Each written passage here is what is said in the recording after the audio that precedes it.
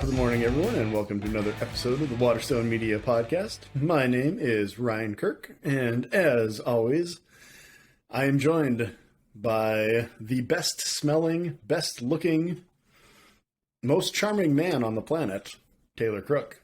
All accurate. Taylor, how are you doing this week? I'm wonderful, thank you. How are you? I am doing well. What have you been up to in the world of words that you have been weaving as of late? Edit. It has been all editing all the time. It's been bouncing back and forth between Infernal Shadow and the sequel to our first Sentinels book. So it's interesting. It is nice to be in edit mode on both of those things, as opposed to having to try and write from scratch on one and then jump into the editing mindset on the other. So I'm enjoying that. Now in both, there's been a fair amount of writing new content, but in both cases, it's been with an eye on bridging gaps that have been created by just cleaning everything up. So it's still in the same sort of realm. So yeah, no, it's been good. I've been enjoying it. Yeah, very nice. I have been in mostly first draft mode. And I'm glad that you were talking about being in editing mode because, as you know, I've been struggling to keep up with you a little bit on Sentinel's edits. And I'm just finding that it's really hard to switch from first draft mode to edit mode on a daily basis. Yeah, I can see that. I think as I move forward, I might consider that with multiple projects, but sometimes you can't get them to line up. It's hard because we've both sort of put the third project that we are working on together to the side for now. But at that point, it was edit, and then create new there. So yeah, it's good. It's good right now, though. I'm eager for the day where we can just connect directly to our brains and write very, very quickly. Yeah, actually, you confessed to me that you're going to fall back into your old ways and try some dictation the other day. How did that go for you? I ended up not doing it. I'm playing in a disc golf tournament this weekend, and so I ended up going to go play disc golf with my buddy instead. Perfect. Probably more productive than trying to dictate and then edit. I got about the same amount of words in, so. Exactly, yeah. Exactly. So this week on the podcast, this is actually going to be the first episode in what promises to be a multi-part series, because Taylor and I were texting one another, and I was the one who realized there's just going to be too much for us to talk about to fit into any episode that is less than an hour. So this is going to be the first part of several. But we're going to be talking about the role of fighting in not just our stories, but also in movies. And it should be an exciting discussion because I think that Taylor and I actually have some different opinions on what constitutes a good fight scene and when fight scenes are required. And so I'm very excited in a vigorous debate on the matter here. So, Taylor, let's get started off with hopefully something that is a little bit easier. And that is just when you are looking at a fight scene on the big screen or even on a television series, what are you looking for and what makes you excited to watch? I mean, that feels like a big question only because there's so many different ways that a fight scene can shake down. And there's so much now, especially there's a lot of options for that. I think, when I was a kid, the action movies I watched were like Die Hard and like Rumble in the Bronx. And to me, those were always two different things. Jackie Chan, yes. Jet Li later on, that, very much martial arts, kung fu, for the most part, focused combat was always very appealing to me in terms of the physical fighting. and probably a little more appealing to me than gunplay, but gunplay is also very cool. It was, watching Die Hard or the sequel in the airport was the first one I watched. I was younger. It's just the way it worked, but I enjoyed those scenes. Those were fun for me. So, I mean, it's hard to put a finger on exactly what I look for in a good fight scene, because in a good martial arts fight scene, I look for good choreography. I look for speed and, sort of the flow. How it was basically everything you get from a Jackie Chan movie, right? He and Jet Li and, I mean, Ip Man, there's a bunch of them that have perfected the art form, but that's what I'm looking for.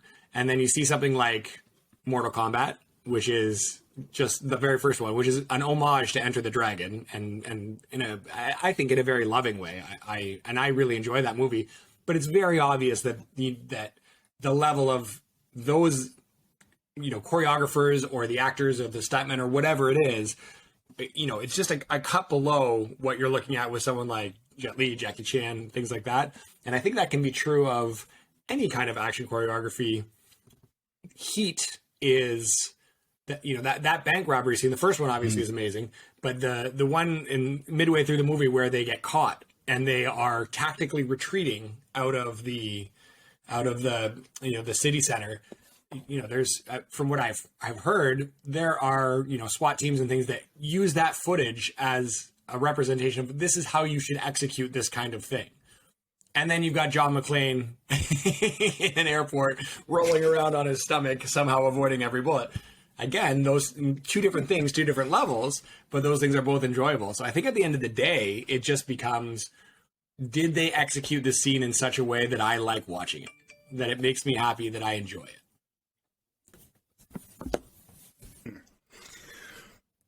One of the issues that came up when you and I were initially speaking about this, and actually the question that really launched this whole podcast series that is about to begin, was an issue of a fight scene being grounded in reality.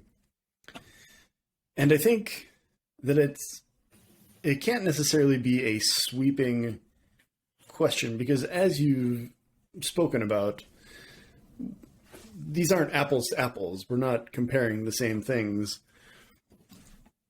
What role does having a fight scene being grounded in reality play for you as a movie and TV watcher? So for me, that all comes back to world building, really. If you've created a world, or you're setting up a movie like Rumble in the Bronx, where you've got a real world guy in a real world place. It's New York, it's the Bronx. All of the rules apply. He's just very good at fighting.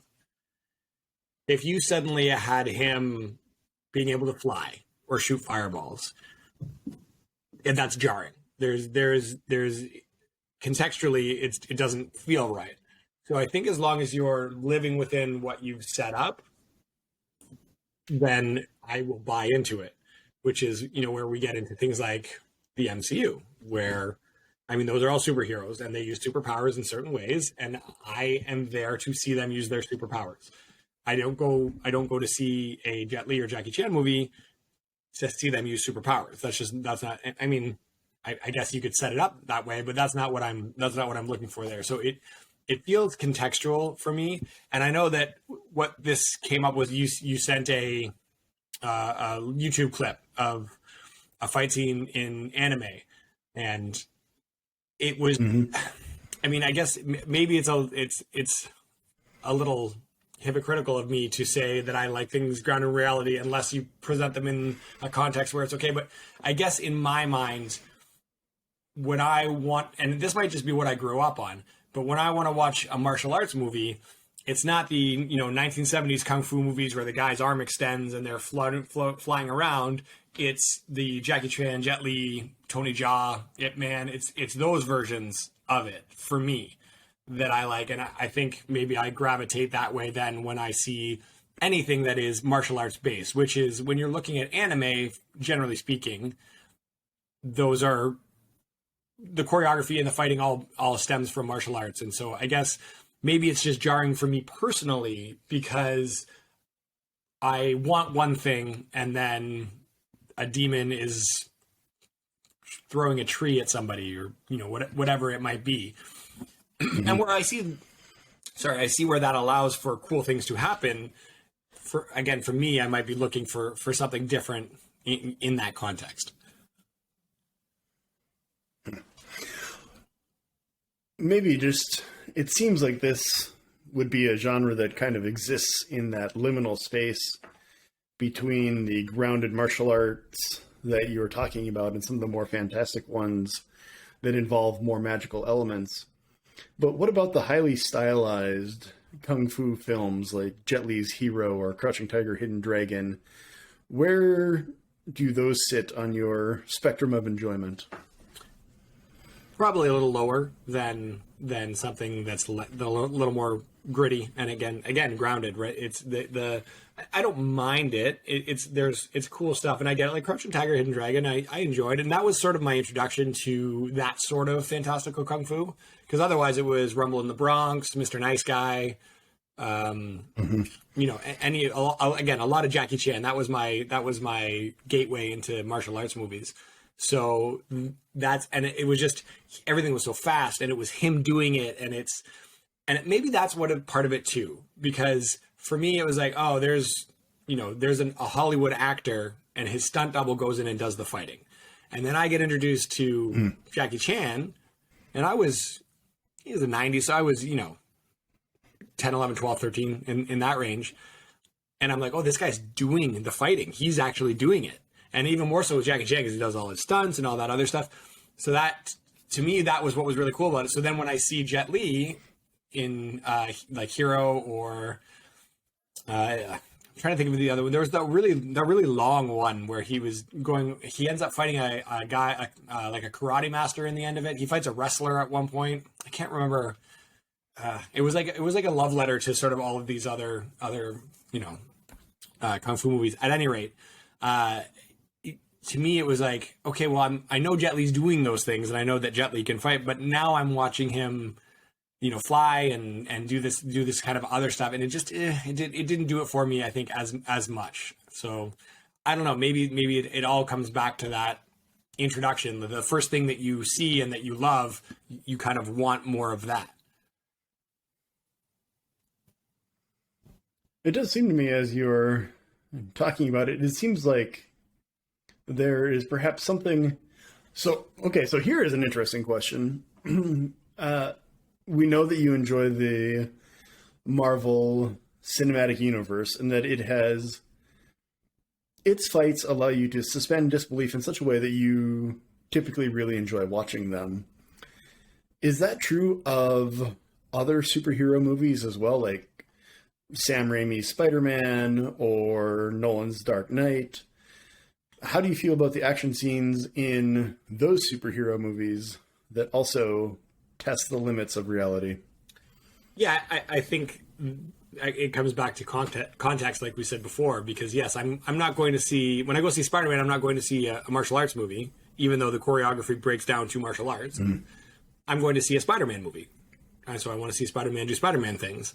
And so long as the treatment of all of those characters is true to what they've set up in those movies and, to the source material to a certain extent, yeah, I'm happy with that. And it's almost best of both worlds, because you get these huge, Avengers gives you these huge giant fights with all these things going on, but you break it down and you've got Black Widow and Captain America hand-to-hand combat. So there's your martial arts choreography, which I think they do a great job of. I think the choreography in those movies are spot on. And I mean, obviously that goes as well for Black Panther and anybody who's super soldier fighting, et cetera, et cetera. Hawkeye is cool. You've got that sort of the ranged attacks and the bow stuff, which, is a different view of that martial stuff. And you got the Hulk running around smashing things. The Hulk is probably my least favorite Marvel character out there. It's just not my thing. But again, he offers that. When he turns into the Hulk and punches that giant Chitauri, serpent thing as it comes down, huge scene, amazing. Thor's the magic, right? Thor can fly around. He's got a hammer. He throws, as long as Thor's throwing a hammer and hitting people with lightning bolts, I'm in. I'm good. That all works for me. And, you know, I think Iron Man might be one of the most fun because there's so many different things he can do and they're so clever with it. It all of that works for me. And as you get on and you've got more and more of these characters, that final fight scene in Endgame where everybody's there and it's just this big brawl. I'm not looking at that like it's a martial arts movie. I'm looking at that like it's the culmination of this superhero stuff that I have seen. And then you go the other way and you look at, you know, Shang-Chi and that fight scene on that bus, damn, that is some of the best martial arts choreography I've seen. It is really, really good. So you can do it. And it's all contextual. All the Daredevil, Jessica Jones, Luke Cage, and Iron Fist, those Netflix shows that are now on Disney Plus, again, the fight choreography was what I enjoyed so much. Not so much with Iron Fist. I don't know why they took the guy that was supposed to be the best martial artist of all of them and gave him the worst choreography, but that's what happened. So, but there's a really cool scene in the first episode of the first season of Daredevil where it is just one continuous shot down a hallway. So just a steady cam shot down a hallway. I'm sure you've seen it, and it's crazy. It is very so. Yeah, obviously with Marvel movies there is that you're jumping into that fantastical like fantasy realm, but for me, again, I'm there for the comic book aspect of it. Maybe that's a weird thing to sort of differentiate between the two, but it's how my brain works, I guess. I mean, if that's how your brain works, that's how your brain works. I was hoping that you would actually bring up the Daredevil hallway fight scene because I think that is a masterpiece of cinema. I love that scene so much. Me too. Yeah. In a previous episode, you and I talked about introducing guns into the world and how you really enjoyed how that allowed for different aspects of storytelling and you didn't have to use the word parry anymore in your book, which you were very excited about. I was. I'm curious, when you look at cinema, some of the great gunfighting action movies that have been made, whether you go with some of the older John Woo or even some of his more American work once he came west to, say, Face Off, or even Equilibrium, how do you feel about stylized gunplay or gun katas in your cinema? Yeah, I'm all for that. I've never been especially drawn to the really gritty Apocalypse Now, Platoon kind of war movies that I think are obviously they're brilliant in their own right, but that's not escapism for me. It's so brutal, right? Like it's like and you're dealing with all the actual human aspects of that. So that really gritty real stuff when it comes to guns, I'm okay to move away from that. I prefer it to be stylized and I prefer it to be fantastical because it just, I think maybe there's enough of a separation between our history with swords and shields to where we are now that it's, I can sit here and talk about realism without, there's not X number of people out there that have been murdered with swords, right? Like I think when it comes to gun violence, for me anyway, and I'm not that I'm an especially sensitive person, but I just think that that's how people get murdered now. And I like there to be a bit of a buffer if I'm watching something that I'm considering escapism where, yeah, obviously you're not going to be able to curve that bullet, but that's kind of a neat concept. And that it just allows you to just, but have you tried? I've never fired a gun in my life. I've never done it. I've never done it. I think maybe an air gun, like an air rifle I've shot, but that's about it. So I have not, no. Okay. Have you seen the movie Equilibrium with Christian Bale? I haven't. When you mentioned it, it's you know those movies everyone tells you about, and it's like, oh, that's on my list. Equilibrium's one of them for sure. I don't think that it is a good movie, but the fight choreography is worth watching. So yeah, and when you were mentioning, yeah, John Woo, obviously, Face Off, man, what a movie. That's a podcast of its own. I got, wow. But, that kind of stuff. Deal. Let's do it. Yeah, I'm in.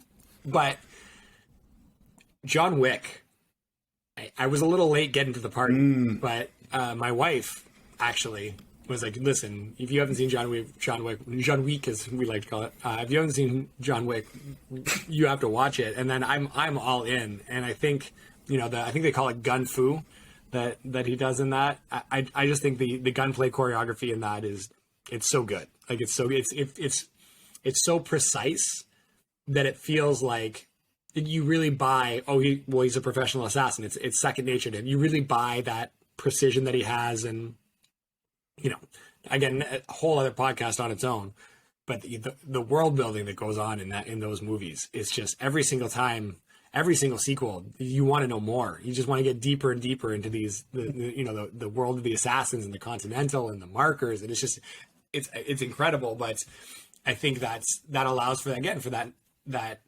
they set up the rules of their world, and this is the way guns are used. And it's like, okay, then off we go. Have you watched any of the behind-the-scenes training that Keanu and everybody else in that movie went through? No, but I've heard about it. My goodness. Yeah, I think it actually comes to your point where you were talking about being able to watch action stars like Jackie Chan or Jet Li, who were able both to be the actors in the movies as well as the stuntmen. Yeah. And this just plays right to it. Watching the brutal training that Keanu went through, both to learn how to use weapons the way that he did, as well as mix in the grappling, it's something to watch. It's really impressive to see the dedication that went into filming that. Yeah, I should check that out. And it's just so funny because I watched Predator with Aisha recently, with my wife recently, and did the 1980s one. And she hadn't seen it before, but we had watched Predators with, I'm blanking on his name now. Anyway, the one where they're on the Predator planet. And it was crazy. And I think what we're talking about right there, all of the training that Keanu Reeves went through to look like he knew what he was doing, makes him so much more believable as an assassin, murderer, killer guy than Schwarzenegger looked, firing from the hip with his assault rifle. And he's supposed to be this elite special forces team. And it's, as a physical specimen, 1980 Schwarzenegger looks like the bigger badass. But watching Keanu Reeves and John Wick, you're like, well, that's the guy I don't want to mess with. And I think that's one of the beautiful things about the movie industry and how it has changed, is that authenticity that people want. Adrian Brody is the actor in Predators. That's what I was trying to. And even he looks more like a military special forces person that he's supposed to be. So I will say that I've generally liked all of the things that you've said. I think that everything makes sense. I will make a strong case for, in my opinion, some of the best fight scenes that are coming out of, particularly in fantasy, are coming out these days in anime. And I realize that it may not win you over, but almost the exact thing that you were talking about, how you disliked the fact that giant trees were coming out from the ground and attacking these sorcerers as they were attempting to fight a demon. I think it is exactly that sort of thing that actually appeals very strongly to me as a viewer, because when I watch a fantasy fight, I want to see the ways that magic influences a fight. And I think that the closest I've seen anybody achieve anything like this in cinema is probably the Doctor Strange movie, where magic does have some effect on the fighting. But it seems to me that, and I suppose if you're counting Thor's hammer as being magic, you can count that as well. But I think that just in terms of the breadth of abilities and the imagination at play, I just don't think there's anything that's being made that is as imaginative and as visually thoughtful as some of the anime shows that are currently airing. And I know that one of the questions that I do get sometimes from people is, would you like to see any of your books turned into a movie?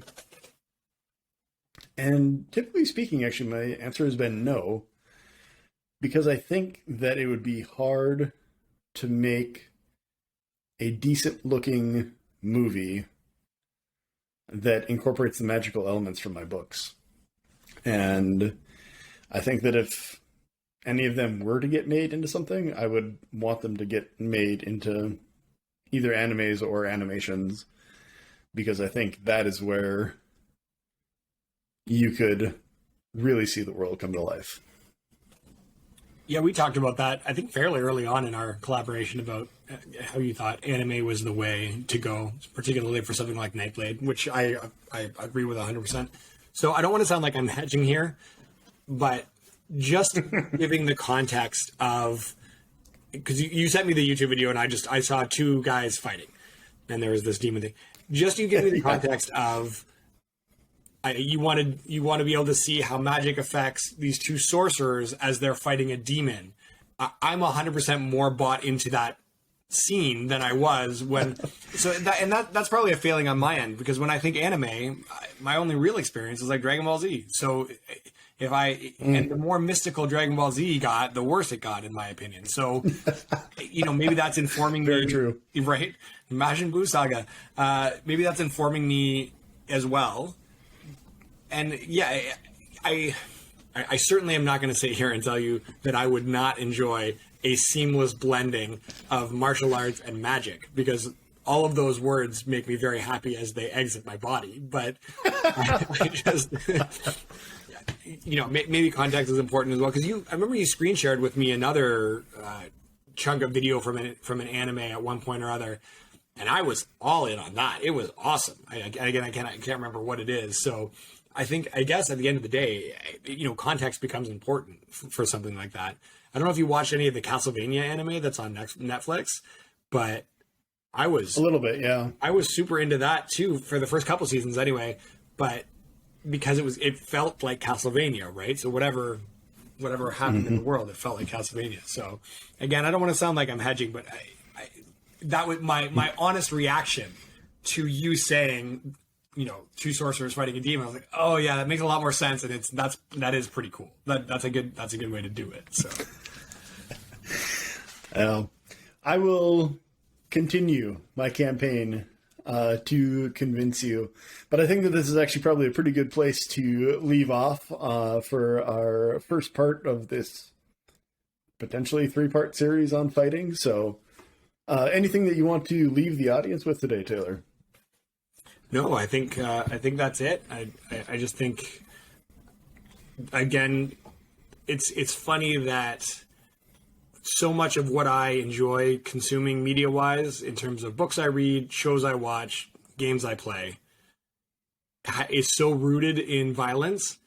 And meanwhile, if a friend of mine slaps me on the back too hard, I get annoyed. I was never into football or physical cover. I do not like roughhousing or play wrestling. That's never been a thing that I've enjoyed. So it's just so funny to me that I consume so much content in which violence is, such a key aspect. and in real life I want nothing to do with it. I find that dichotomy to be very interesting, and probably speaks to something that I do not have the education to fully grasp about, again, as I said before, the escapism of this kind of content. We might just have to make a whole podcast on that too, but I'm really glad that you mentioned that before you came to visit for your writing retreat.